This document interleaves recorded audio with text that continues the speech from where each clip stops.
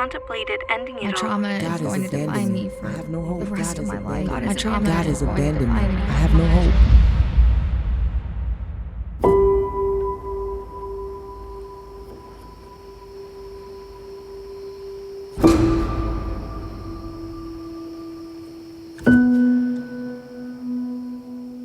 My very first memory with my mom was when these uniformed men busted through our door. They came and took all of the drugs down from the cabinets and the wardrobes. My mom was on the kitchen floor just screaming and crying, my baby, my baby. And that was the last time I saw her for a while.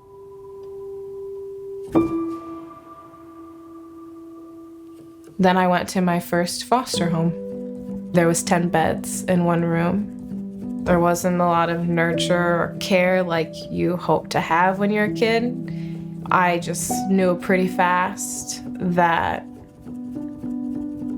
we weren't in like the best situation, but it was the lesser of two evils. I moved home after home after home. I suppose there were good ones in there, but none of them wanted me, long term. My file said I was unadoptable, troubled. By the time I had emancipated foster care at 18, I had lived in 12 different foster homes. Because I come from a background of trauma, because I've had these labels, I have to work a million times harder for people to take me seriously. I woke up, went to school, came home, and that was it. So I didn't really have very many friends because of the policies that surrounded my case. But during track season, I got to go to the track, and my track coach, Scott, he said that because of my grit that I could win the state track meet. And we were the only two people on the track. And I remember looking around and being like, is he talking to me? Because no one had said stuff like that to me, that I could do something like incredible.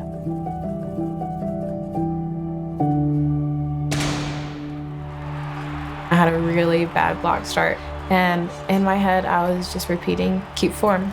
And it was like Scott's voice, just keep form. I won.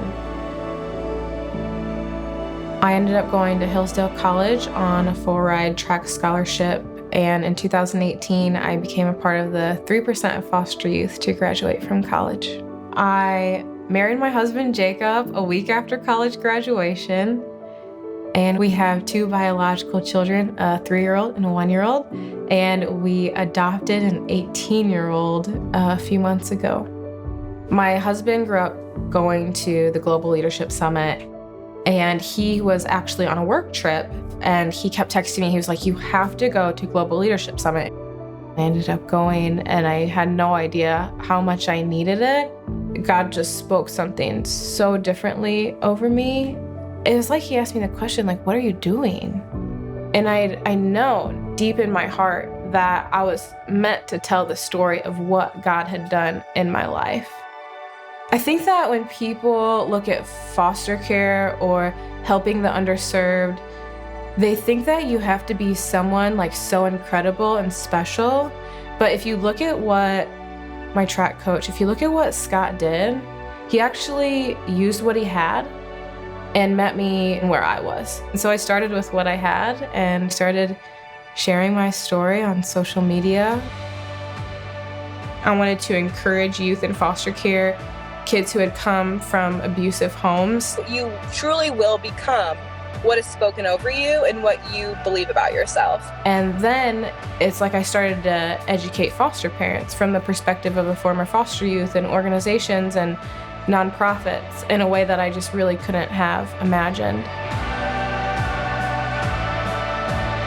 I started the Beloved Initiative to give youth in foster care opportunities to share their stories and be empowered. I don't want to be a voice for the voiceless. The voiceless actually have voices. We should just be listening and lifting them up. I have over 300 messages in the past 2 years of people being encouraged, of people getting involved in foster care, of people adopting, and of people coming to Jesus because of the things I've shared. Yesterday, I seriously contemplated ending it all. But then I saw your account. God used you to speak to me. You gave me